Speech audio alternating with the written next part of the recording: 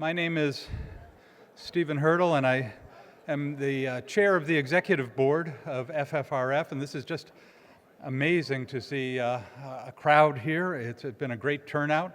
I'm from Pittsburgh, Pennsylvania, so for those of you who went to the meeting last year, it was great to see you there as well. I am very pleased to introduce FFRF's honorary president, Steven Pinker, who is a cognitive scientist, experimental psychologist, linguist, and popular science author. I first heard Steven speak in 1982 at the University of Michigan, where I was completing my doctorate in mathematical psychology, and I have followed his career ever since, which I'm pleased to tell you a little about. He is right now the Johnstone Family Professor in the Department of Psychology at Harvard University, known for his advocacy of evolutionary psychology and the computational theory of mind. He was born in Montreal. He's one of the foremost writers on language, mind, and human nature. Has taught at Stanford and MIT and has received 8 honorary doctorates, several teaching awards, and numerous prizes for his books, The Language Instinct in 1994, How the Mind Works in 1997, The Blank Slate, The Modern Denial of Human Nature in 2002, and The Better Angel of Our Nature. His latest book is The Sense of Style, The Thinking Person's Guide to Writing in the 21st Century.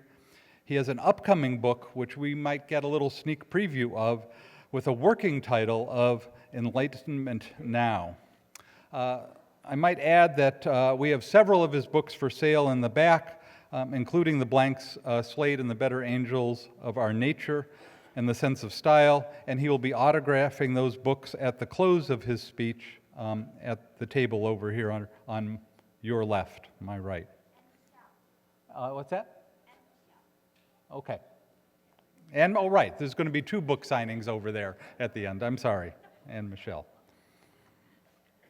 Dueling book signings, so we'll see. In addition to his academic appointments, Steven is the chair of the usage panel of the American Heritage Dictionary and has served as editor or advisor for numerous scientific and scholarly media and humanist organizations. For his writing, he has been awarded the William James Book Prize 3 times, the Los Angeles Times Science Book Prize, and the Eleanor Maccoby Book Prize.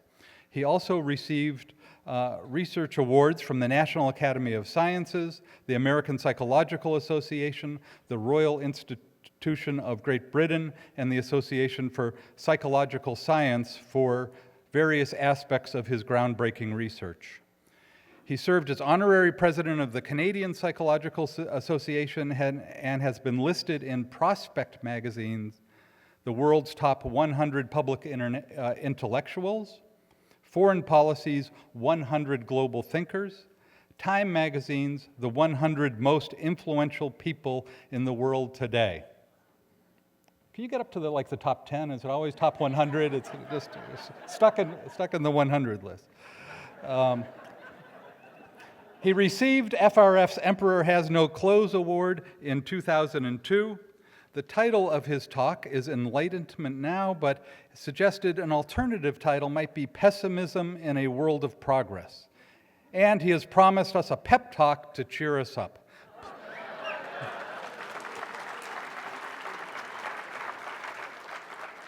Please welcome FFRF's honorary president, the distinguished Steven Pinker.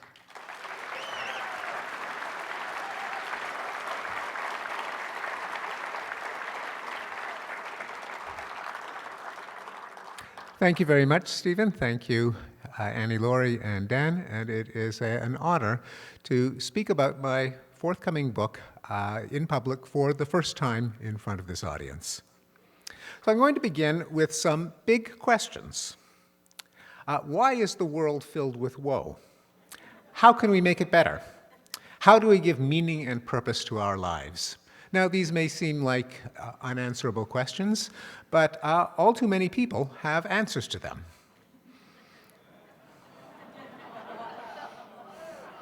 For example, Morality is dictated by God and Holy Scriptures. The world will be better when everyone obeys his laws. The world's problems are the fault of a certain kind of evil people who must be defeated and punished. One tribe of people is inherently worthy. It should have power and prestige implemented by a strong leader who channels its authentic virtue and experience. At some time in the past, there was a well-ordered state. Then alien forces subverted this harmony and led to decadence and degeneration. Only a heroic vanguard with memories of the old ways can restore the society to its golden age. Well, what about the rest of us? The point of my book, forthcoming book, Enlightenment Now, is that there is an alternative system of beliefs and values, namely the ideals of the Enlightenment, also sometimes known as classical liberalism, secular humanism, or the open society. In a sentence, that we can use knowledge to enhance human flourishing. Now, many people embrace Enlightenment humanism without being able to name or describe it. They are like the Moliere's bourgeois gentleman who was delighted to learn that he had been speaking prose all his life. As a result, the values of the Enlightenment fade into a bland background. They are just seen as the status quo or the establishment. And whereas other ideologies have passionate advocates. And I argue that Enlightenment values need a positive defense and an explicit commitment. The Enlightenment values center on four themes: reason, science, humanism, and progress. And let me say a few words about each. It all begins with reason, with the conviction that traditional sources of belief are generators of delusion, including faith, revelation, tradition, dogma, authority, charisma, mysticism, divination, visions, conventional wisdom, gut feelings, subjective certainty, and the hermeneutic parsing of sacred texts. That in place of these generators of error, we must rely on reason. Now, reason is non-negotiable. As soon as you doubt this, as soon as you try to provide reasons why we should distrust reason, as soon as you argue that you're right, that other people should believe you, that you're not lying, that you're not full of baloney, you've lost the argument, because you have already tacitly conceded that there are reasons that may be shared with your audience that can persuade them of the correctness of your beliefs, whatever they are. Now, human beings on their own are not particularly reasonable. Cognitive science tells us that people are apt to generalize from anecdotes, to seek confirming evidence and to ignore disconfirming evidence, to project stereotypes onto individuals, and that people are overconfident about their own knowledge, wisdom, and rectitude. However, people are capable of reason, and there are norms and institutions that can refine our puny powers of reason. Norms such as free speech, open debate and criticism, logical analysis, fact-checking, and empirical testing. And that brings me to the second of the four Enlightenment values, science. The underlying conviction of science is that the world is intelligible, that we can understand the world by formulating possible explanations and testing them against reality. And indeed, that science is our most reliable means of understanding the world, including ourselves. There can be a science of human nature, and that our beliefs about society are testable in principle, just like any other empirical claims.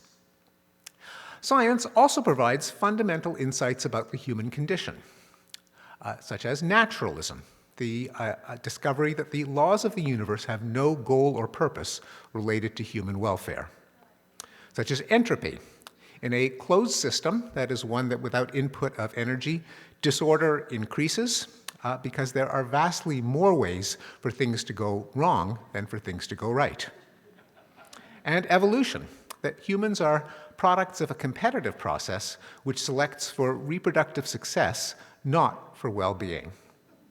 Well, that leads to the third Enlightenment theme, humanism, that the ultimate moral purpose is to reduce the suffering and enhance the flourishing of men, women, and children, and other sentient beings, but I will concentrate on humans.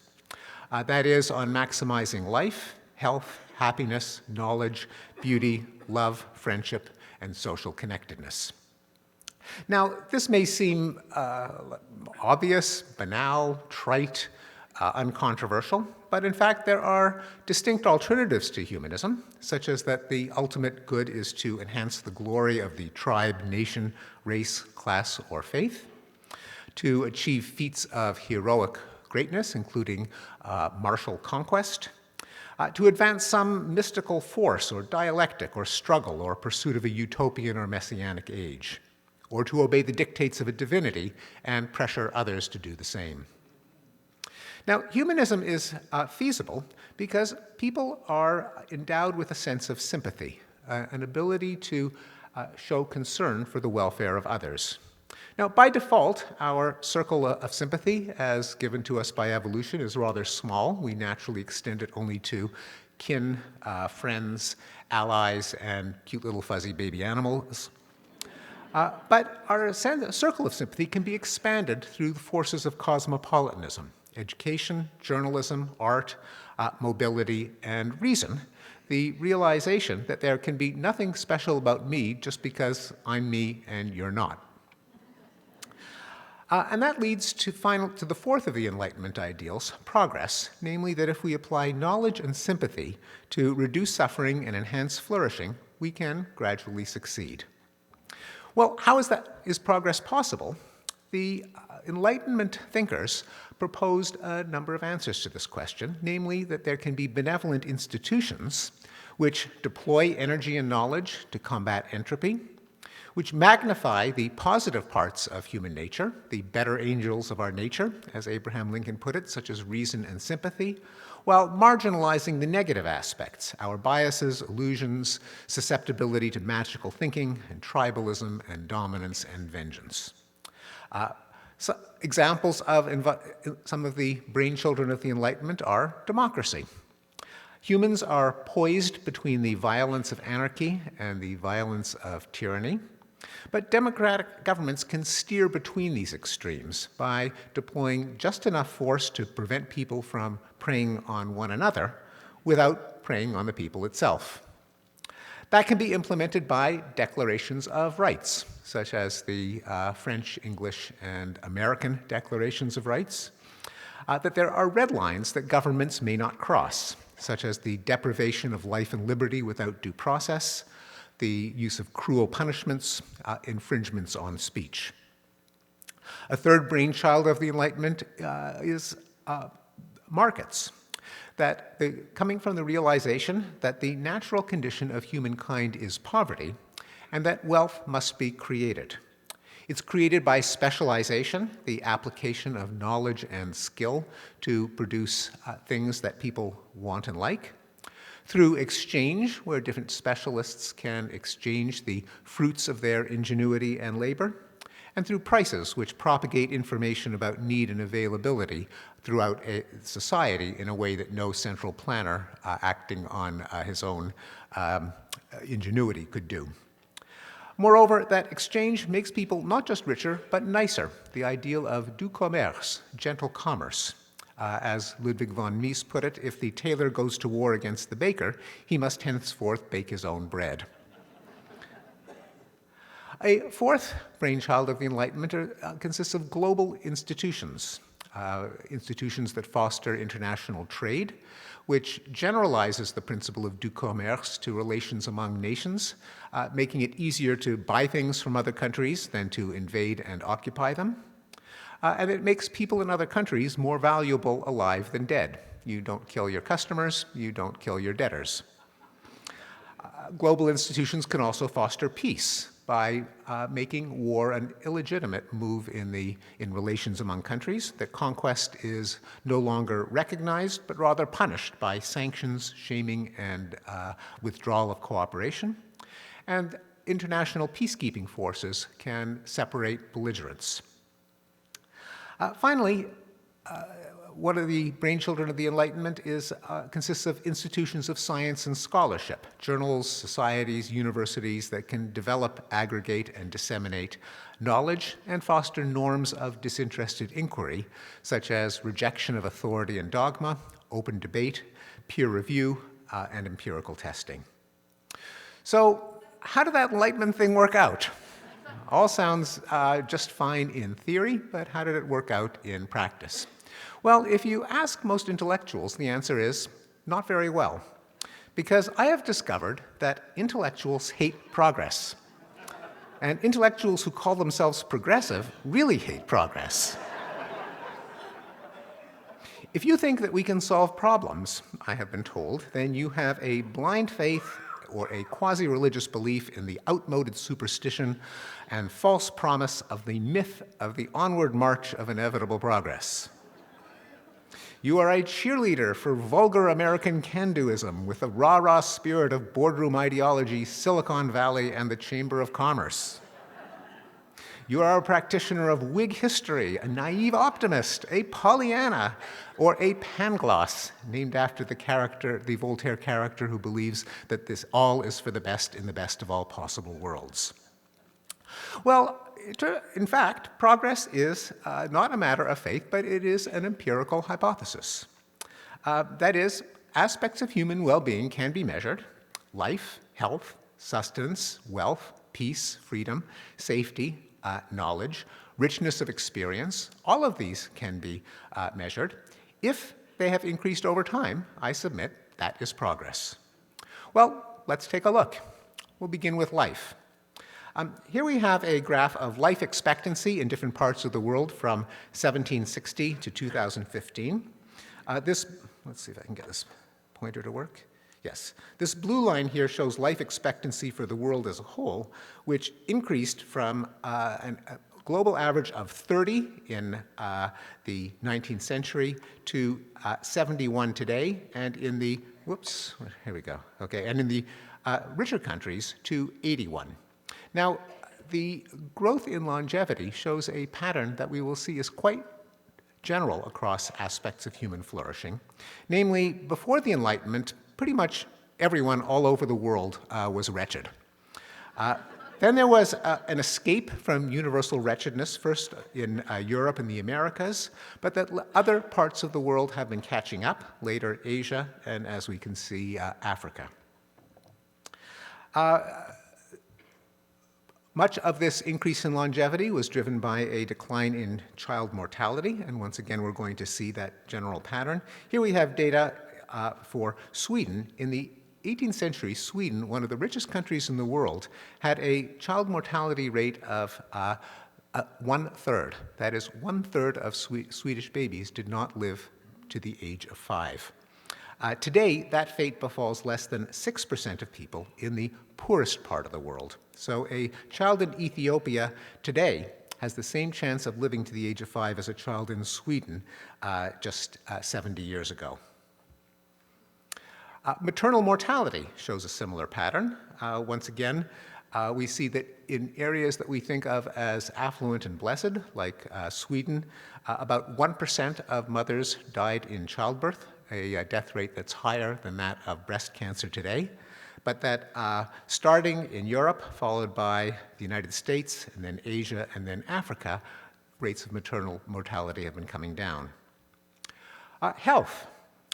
If you look at the rate of childhood deaths from the 4 worst infectious diseases, then all of them have been in decline: pneumonia, diarrhea, malaria, measles, and HIV/AIDS.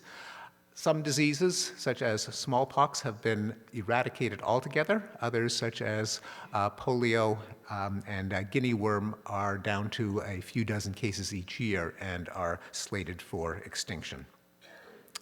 Sustenance. Famine was one of the 4 horsemen of the apocalypse and was a threat to every society.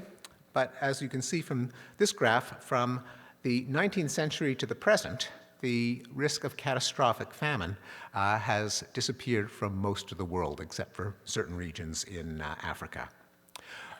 A less dramatic form of suffering from lack of food is undernourishment. That is, children who are stunted or don't get a minimum number of calories to flourish. Here we have the line for the world as a whole, and other region by region have been conquering undernourishment. Here we have the curve for Latin America, East Asia, Southern Asia, Southeast Asia, and Sub-Saharan Africa. Again, the poorest part of the world, but making tremendous progress. Prosperity. Before the Industrial Revolution, poverty was pretty much the universal condition of humankind, except for a few wealthy people who had the luxury to write about their lives, and our picture of the past often comes from them.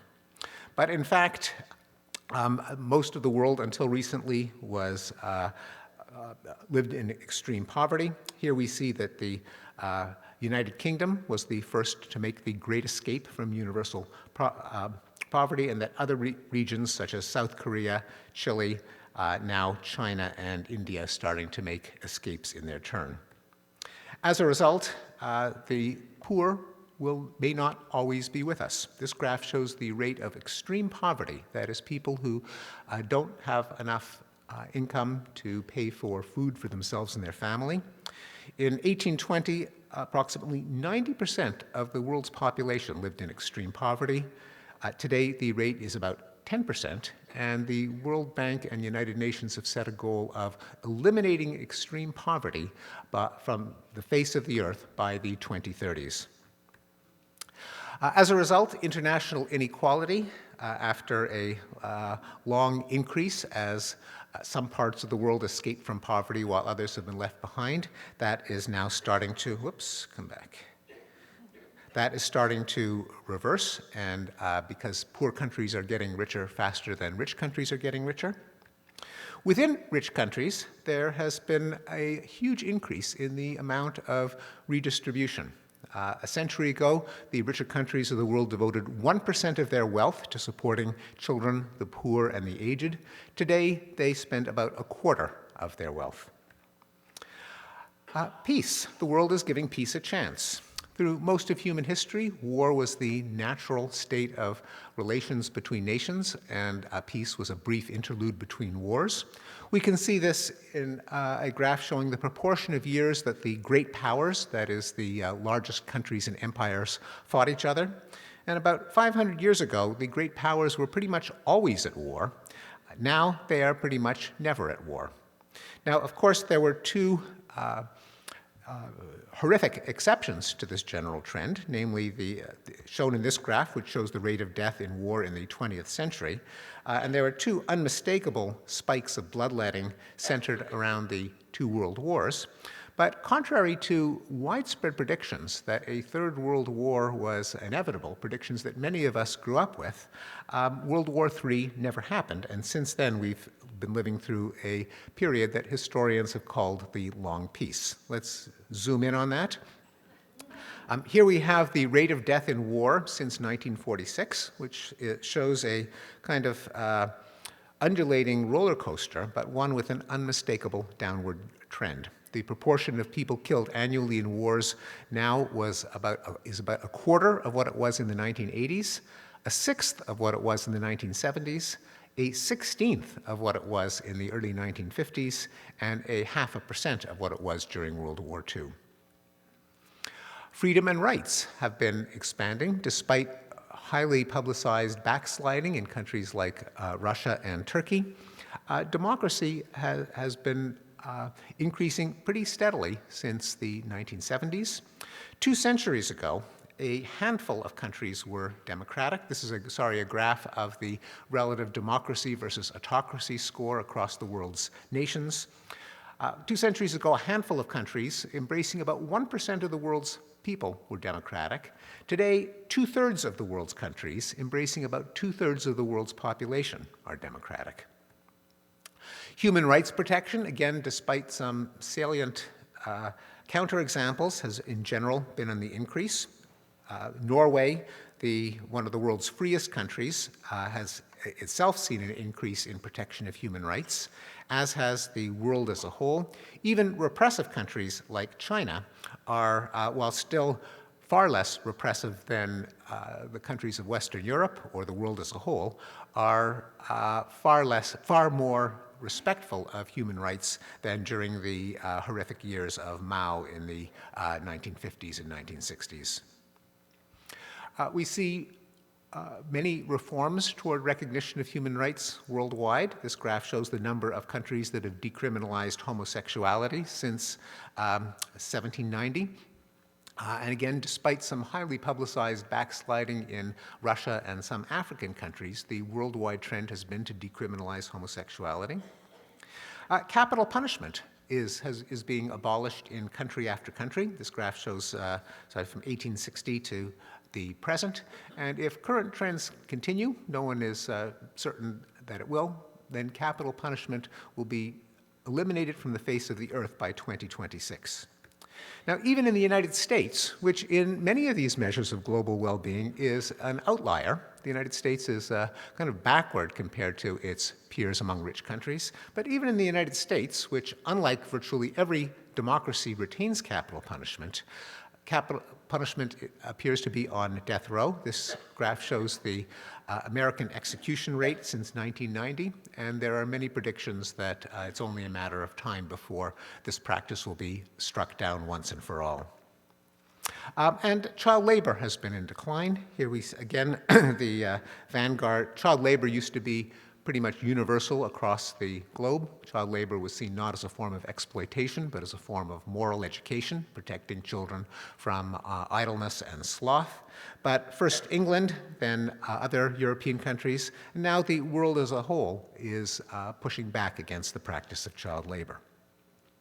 People are not just richer and freer and more peaceful and healthier and longer lived, but also safer. Here we see the trends in homicide since 1965 for the United States, first of all, and we can see that after the great rise in the American crime rate in the 60s through the 80s, there was a dramatic decline starting in the 1990s. So Americans today are about half as likely to be murdered as they were just 24 years ago. This is true of the world as a whole, that people are have about 70% chance of being murdered as they did just 20 years ago. Violence against women is in decline. Few people realize that the rate of rape has declined by more than 75% since its peak in the early 1970s, and that intimate partner violence, what used to be called wife beating, has been in dramatic decline as well.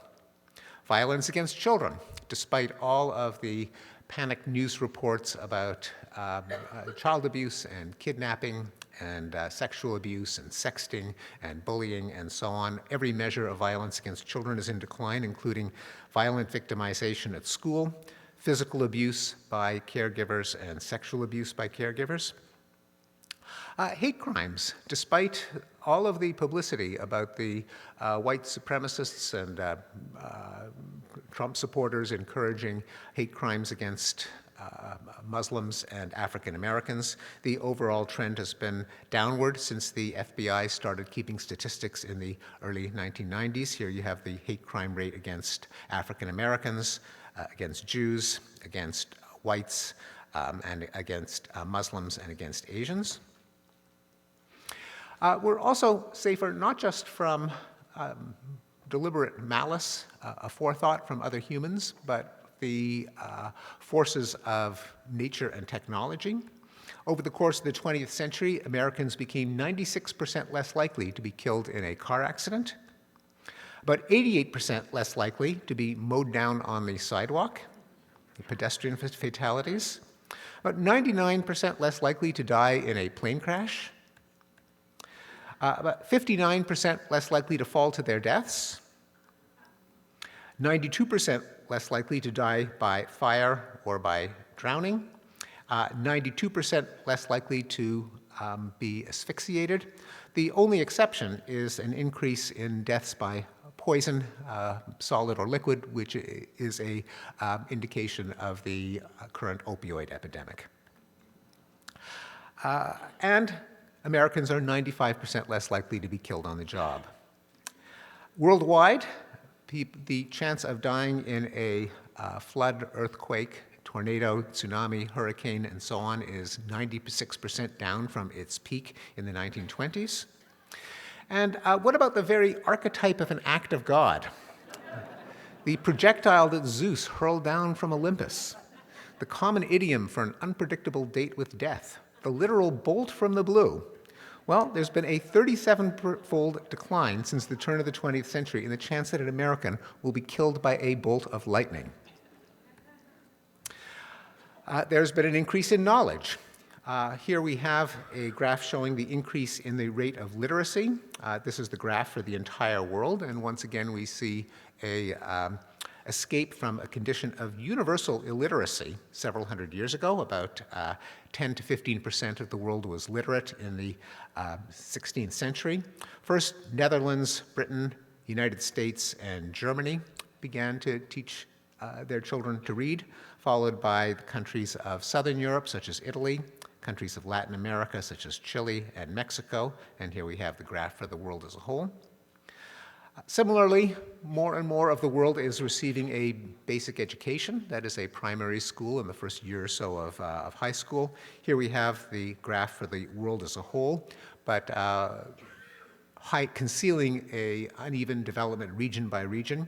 First, Western Europe and its offshoots such as Canada and the United States, then Eastern Europe, Asia and Latin America, followed by Middle East, South and Southeast Asia, and Sub-Saharan Africa catching up. Today, most of the world is literate and has a basic education. The reason that these figures are still far below 100% is that there are many old people who were never educated, but that education is now close to universal among younger people. As a result, this schooling, together with health and wealth, are literally making us smarter. In a phenomenon called the Flynn effect, IQ scores have been rising by about 3 points a decade all over the world, and so we are about 30 IQ points, or 2 standard deviations, above the scores of our ancestors just several generations ago. Finally, do all of these gains in longevity and health and wealth and education actually make life better? Well, if you plot happiness as a function of wealth, of GDP per capita, each one of these dots represents a country. Here we have GDP per capita. Here we have ratings of life satisfaction. People just indicate how good a life they are leading. And what this graph shows is that it's on a logarithmic scale, so that the greatest increases, in fact, occur at the lower end of the scale. But basically, the richer the country, the happier its citizens. And within each country, what these arrows impaling the dots show is that within each country, the richer the person, the happier relative to his or her compatriots. So generally, money does, on average, buy happiness. As the world becomes richer, the world becomes happier. It's not just paychecks that have been improving, but work hours. Americans work 22 fewer hours a week than they used to, and now have an average 3 weeks of paid vacations. People, as a result of the spread of running water, electricity, and labor-saving devices such as washing machines, vacuum cleaner, refrigerator, stove, dishwashers, and microwaves, the number of hours that people lose to housework has declined by 43 hours a week. So unlike our grandmothers and great-grandmothers, we, and by we, I should mean especially women, are less likely to spend their time slaving over a hot stove, working their fingers to the bone, as the old cliche had it. As a result of the increase in income and the decrease in the price of necessities such as food and clothing, there has been a steady decline in the percentage of a typical person's paycheck that they turn over to necessities. Today, Americans spend about 1/3 of their paycheck on necessities rather than more than 60% just a few decades ago. Leisure time has increased. Men have about 10 hours a week more of leisure than they did in the 1960s, women 5 hours more. The reason for this decrease in women's leisure is primarily that women spend more time with their children than their mothers and grandmothers did.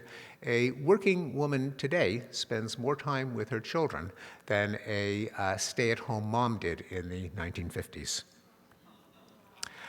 Now, while we are enjoying all of these benefits, there have been improvements in the environment. So as population has increased, as GDP has increased, as we have been driving more, our consumption of energy has leveled off, our emissions of CO2 have turned a corner, and amazingly, thanks to the EPA and regulations on emissions and emission control devices, even during a period of all of this rise in affluence, the emissions of the 5 major air pollutants have all been in decline. At the same time, there's a decrease in the number of forests that have been cleared, the number of oil that has been spilled at sea, the amount of land that's been set aside as nature preserves, and the world may have peaked in its consumption of oil, farmland, timber, paper, cars, coal, perhaps even carbon, a point I'll return to.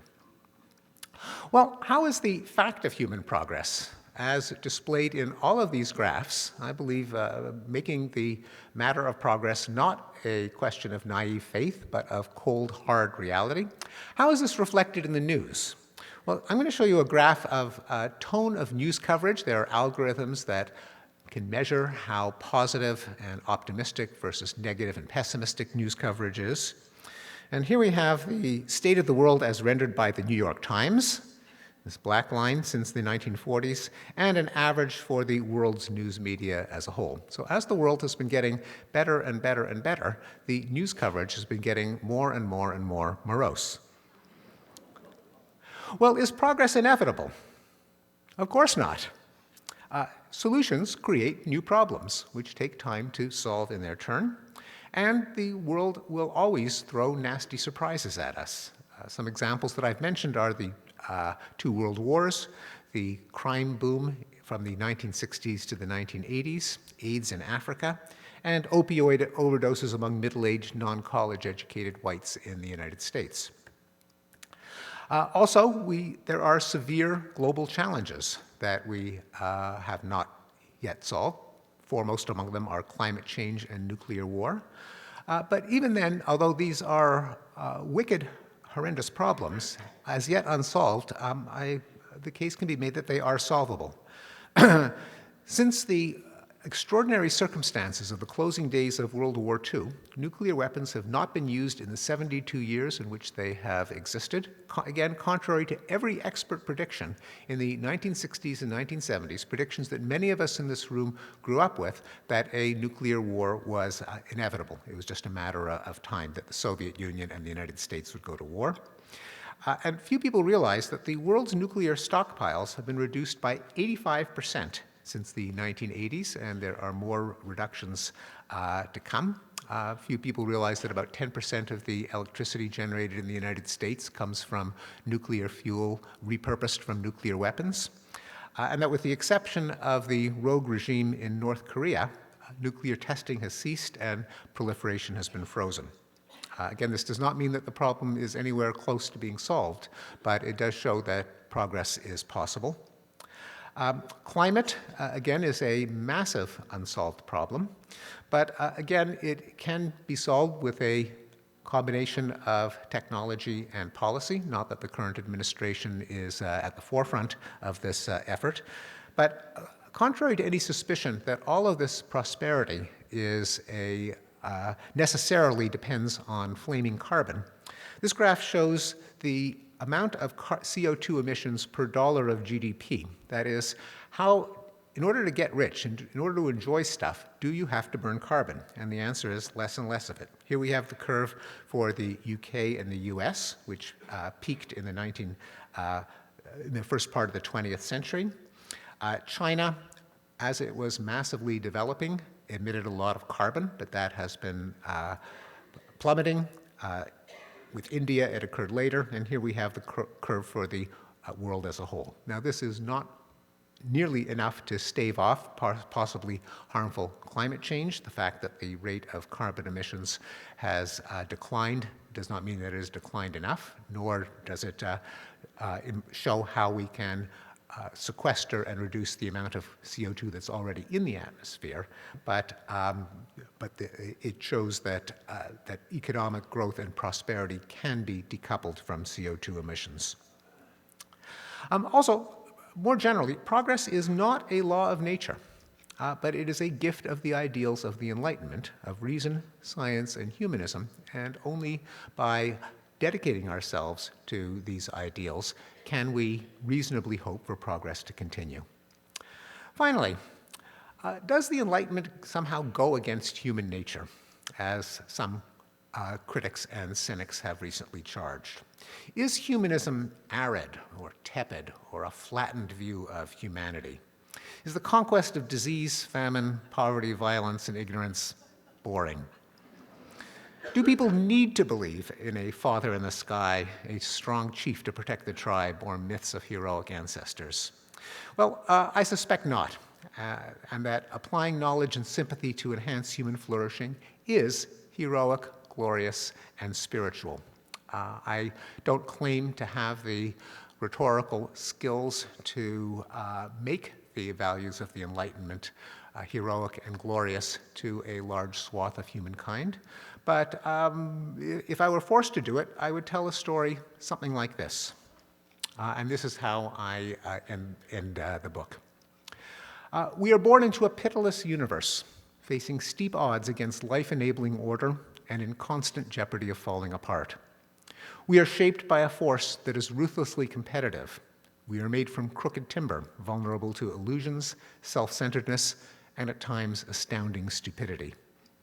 Yet, human nature has also been blessed with resources that open a space for a kind of redemption. We are endowed with a power to combine ideas recursively, to have thoughts about our thoughts. We have an instinct for language, allowing us to share the fruits of our experience and ingenuity.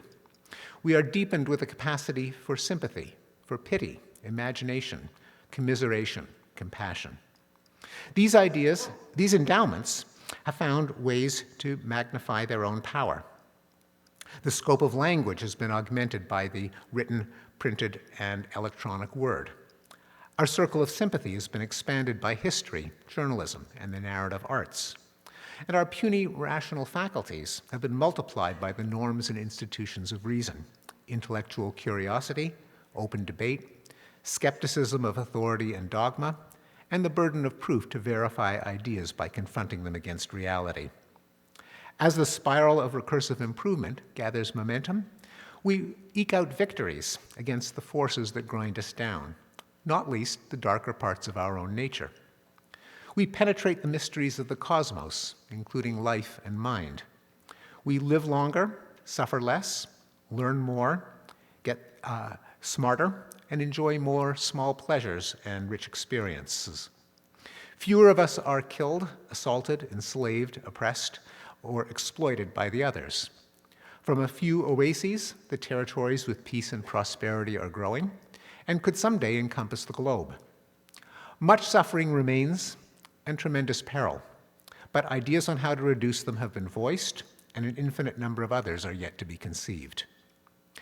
We will never have a perfect world, and it would be dangerous to seek one, but there is no limit to the betterments we can attain if we continue to apply knowledge to enhance human flourishing. This heroic story is not just another myth. Myths are fictions, but this one is true. True to the best of our knowledge, which is the only truth we can have. We believe it because we have reasons to believe it. As we learn more, we can show which parts of the story continue to be true and which ones false, as any of them might be and any could become.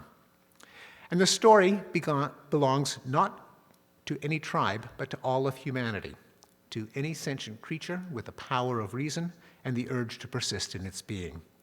For it requires only the convictions that life is better than death, health is better than sickness, abundance is better than want, freedom is better than coercion, happiness is better than suffering, and knowledge is better than superstition and ignorance. Thank you very much. Thank you.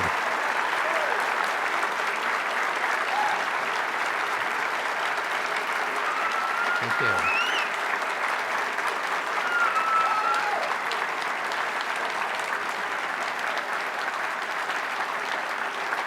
Thank you.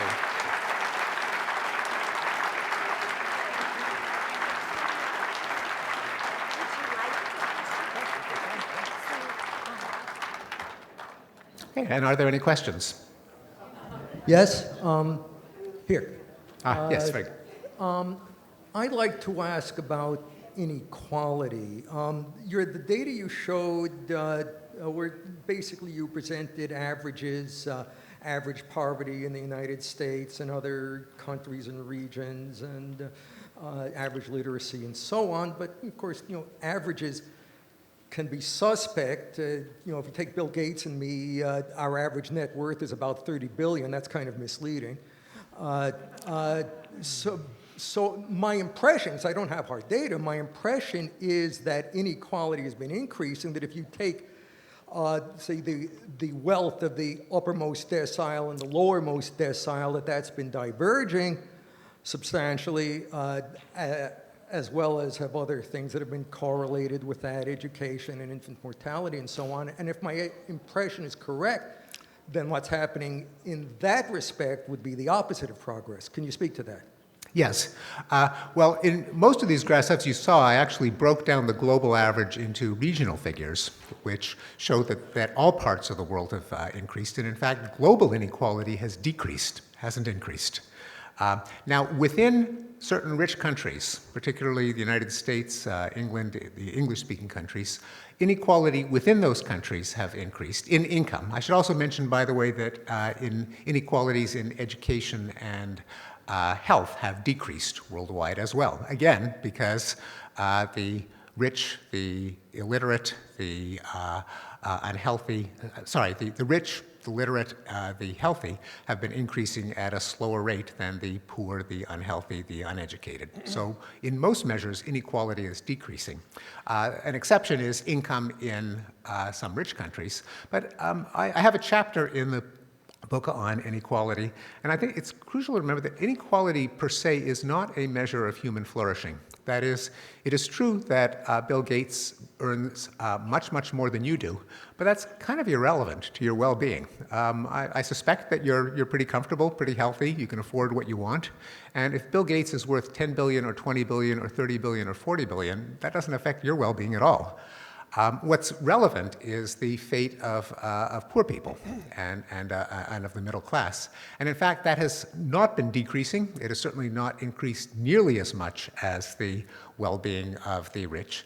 But the incomes of the poor and the middle class, even in the United States, if measured in a way that compensates for government benefits, such as the Earned Income Tax Credit, if it takes into account the increased value of goods that can be purchased with a given inflation-adjusted dollar, then poverty has been decreasing even in rich countries as well. So yes, income inequality in rich countries has been increasing, but no, poverty in poor countries has not been increasing. Poverty in rich countries has not been increasing, and inequality in the world as a whole has been decreasing. Thank you. Yeah, I have a question. I was wondering, in your opinion, in the United States, has obesity peaked, and has prostitution and sex trafficking peaked? And the second question is, as a percentage of income, has the cost of healthcare and higher education peaked? Yes, so let's see. The prostitution and sex trafficking have to be distinguished, because prostitution itself is not, if it's voluntary, is not itself a social harm that must be decreased, although of course trafficking has. We don't really have data on that, but I suspect that it has decreased, but it's extraordinarily hard to measure. Prostitution, of course, is called the world's oldest profession, so it's certainly not by no means a scourge of modernity, frequently discussed in the Bible, for example. The obesity, I don't know what whether it has turned a corner, but as problems go, obesity is much better than the opposite, namely starvation. Obesity is it's a scourge of plenty, and obviously it has taken a toll in health, but as far as problems go, it's one that our ancestors would have envied. I think there's no reason to think that it won't decrease as there is increased awareness and increased treatment. Higher education, the costs just go up, have been going up exponentially. Education and healthcare are two exceptions to the general rule that things become cheaper over time. So higher education has increased. Whether that will be brought under control by alternative forms of education, particularly online education, remains to be seen. And what was the other variable that you mentioned? I think you hit them all. Okay. Thank you. And by the way, and of course, in terms of the cost of higher education, my employer is as guilty as any. The Ivy League schools have been at the forefront of the exponential increase in education, largely as I should say in my own defense, this is not because professors' salaries have been increasing exponentially. But there's been a massive growth in university bureaucracies, partly as a result of federal mandates, that there are many, many deans and sub-deans and sub-sub-deans who measure diversity and sexual harassment and protection of human subjects and accounting and many others. Vast increase in the amount of bureaucracy. I fear that perhaps one of the greatest threats to our continued progress due to these Enlightenment values is a failure to appreciate the value of these Enlightenment values in terms of the general public. And so that tenor of news concerns me. And wondered if you have any explanations for why that is happening, that we get more negative even as things are getting better, and if there's any way to counter it. Yeah, I think it's a terrific question. I couldn't agree more. I think there really is a pathology in the way news is reported. I'm not the first one to say this. There is a movement sometimes called solutions journalism or positive news, constructive journalism that has taken note of the fact that that there is a systematic bias in the reporting of the news. This has been shown even in studies that take the same event, present several versions of it to samples of editors and journalists and say, which version of the story would you publish? And they generally pick the most negative. Partly it's the cause is partly that we are avid consumers of bad news, partly because we are hypersensitive to what can go wrong as opposed to what goes right. The psychologists call this the negativity bias, partly because bad news unfolds on very short time scales, similar to that of journalism, whereas good news tends to be achieved incrementally, a percentage point at a time, which then compounds. So if something blows up, if there is a terrorist attack, if a war breaks out, then that is news. If a school is not shot up, if a country is not at war, then nothing happens to make the headlines. If every year the world gets a percentage point richer, or infant mortality goes down by a few percentage points, there's never, a Thursday in March in which you can report that. There needs to be a focus on longer-term trends and annual and longer reports. But I think it's more than, and as a psychologist, I know that humans are susceptible to an illusion called the availability bias, documented by Amos Tversky and Daniel Kahneman, that we tend to judge the probability of events by how easy we can remember examples. So if we can think of a gory plane crash or a shark attack or a tornado, we think that that's a particularly dangerous, likely way to die. Whereas things that don't make the news, like asthma attacks, we just tend not to think about as particular threats, or falling off ladders or falling downstairs. In addition, I think there's also a moralistic bias that journalists have, especially since the 1970s, have assumed that it is noble or virtuous to call attention to problems. And that if you point out that things have gone right, you're kind of a tool of the establishment, a kind of patsy.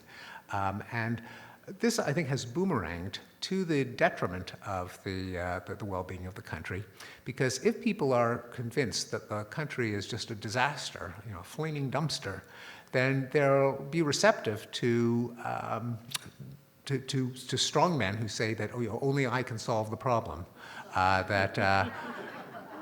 that institutions should be torn down, that the swamp must be drained, that we need to level institutions and start over again from the embers and the ashes.